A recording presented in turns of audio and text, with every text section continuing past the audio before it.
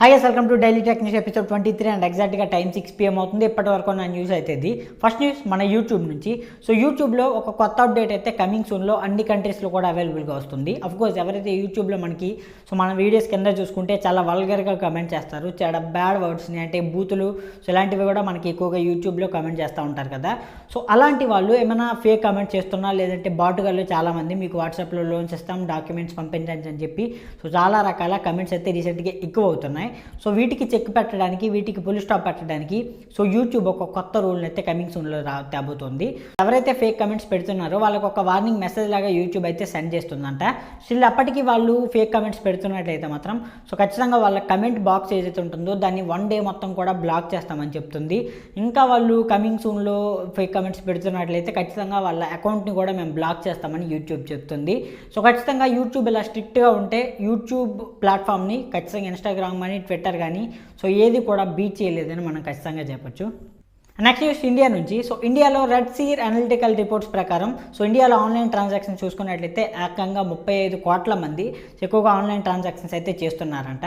అంటే ఇండియాలో అయితే 100 కోట్ల పైగా మనకి జనాభా ఉన్నారో ఇందులో 35 కోట్ల మంది ఆల్మోస్ట్ ఆల్ ఆన్లైన్ ట్రాన్సాక్షన్స్ అయితే చేస్తున్నారంట. ఇది 2035 నాటికి ఇంచుమించుగా 70 కోట్ల వరకు కూడా రీచ్ అవుతుందని చెప్పి ఈ రెడ్ సీర్ రిపోర్ట్ అయితే చెప్తుంది. ఖచ్చితంగా కమింగ్ సూన్లో చూసుకున్నట్లయితే మాత్రం ఇండియా ఆన్లైన్ ట్రాన్సాక్షన్స్ పరంగా చూసుకుంటే చాలా గ్రోత్ అయితే సంపాదించే అవకాశం అయితే ఉంటుంది. నెక్స్ట్ న్యూస్ ఒప్పో నుండి. ఒప్పో ఫైనల్గా గ్లోబల్గా Oppo fold and Oppo flip అని చెప్పి 2 ఫోన్స్ని అయితే గ్లోబల్గా లాంచ్ చేసింది. అఫ్కోర్స్ మీకు ఫ్లిప్ ప్రైస్ చూసుకున్నట్లయితే అరౌండ్ 71,000 రూపీస్ ప్రైజ్ అయితే ఉంది. అండ్ ఫోల్డబుల్ ఫోన్ ప్రైజింగ్ చూసుకుంటే నాకు ఇంట్రెస్టింగ్గా 95,000 ఆ ప్రైజ్లోనే అవైలబుల్గా ఉంది. ఫోల్డ్ అండ్ ఫ్లిప్ రెండు కూడా డిజైన్ అండ్ బిల్డ్ క్వాలిటీ చూసుకుంటే చాలా ప్రీమియంగా ఉంది. In fact Samsung flip and foldable ఫోన్స్తో కంపేర్ చేసుకున్నా కూడా మనకి చాలా ప్రీమియంగా ఉన్నాయి. అండ్ దాంతోపాటు మీకు ఫ్లిప్ ఫోన్ ఏదైతే ఉంటుందో 6.8 inches full HD plus E6 AMOLED డిస్ప్లేతో వస్తుంది. అండ్ బ్యాక్ సైడ్ అయితే మీకు మినీ స్క్రీన్ ఉంటుందో ఇది మీకు 2.26 OLED డిస్ప్లేతో అండ్ 60 Hz రిఫ్రెష్ రేట్ సపోర్ట్తో వస్తుంది. ఈ డిస్ప్లే అయితే ఉందో ఇది మనకి శాంసంగ్ ఫోల్డ్తో అండ్ ఫ్లిప్తో కంపేర్ చేసుకుంటే చాలా ప్రీమియంగా ఉంది. అండ్ ఫోల్డబుల్ ఫోన్ ఏదైతే ఉంది ఇందులో మీకు back side 50+40+32 megapixel triple camera setup ఉంటుంది. అండ్ ఫ్రంట్ సైడ్లో 32 మెగాపిక్సెల్ సింగిల్ సెల్ఫీ కెమెరా ఉంటుంది. అండ్ మీకు స్నాప్డ్రాగన్ 8+ Gen 1 ప్రాసెసర్తో వస్తుంది. ఖచ్చితంగా ఒకవేళ 1 lakh లోపే ఫోన్ ఇండియాలో ఒకవేళ లాంచ్ అయితే మాత్రం ఖచ్చితంగా మంచి ఫోల్డబుల్ అండ్ ఫ్లిప్ ఫోన్స్ అయ్యే అవకాశం అయితే ఉంటుంది. నెక్స్ట్ న్యూస్ యూరోపియన్ కంట్రీ నుంచి. రీసెంట్గా యూరోపియన్ గవర్నమెంట్ ఒక చట్టాన్ని అయితే తెచ్చింది. అంటే డిసెంబర్ 2024 నాటికి, అంటే డిసెంబర్ 2024 తరువాత ఏవైతే ఫోన్స్ లాంచ్ అవుతాయో అది యాపిల్ కావచ్చు, ఆండ్రాయిడ్ కావచ్చు, అండ్ ఏ ఫోన్స్ లాంచ్ అయినా కూడా ఖచ్చితంగా ఫోన్స్ అనే కాదు గ్యాడ్జెట్స్ కూడా అందులో Type-C పోర్ట్ అయితే ఖచ్చితంగా ఉండాలి. ఇది మ్యాండేటరీ.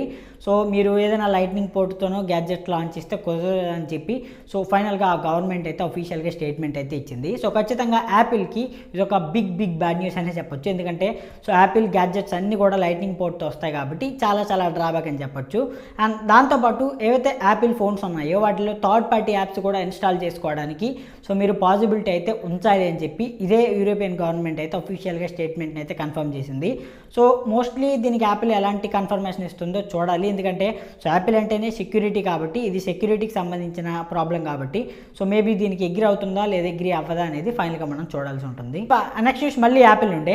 యాపిల్ అయితే 5G అప్డేట్ కోసం చాలా మంది వెయిట్ చేస్తున్నారు కదా. ఫైనల్గా అప్డేట్ అనేది iOS 16.2 అప్డేట్ అయితే ఫైనల్గా రోల్ అవుట్ అయ్యింది.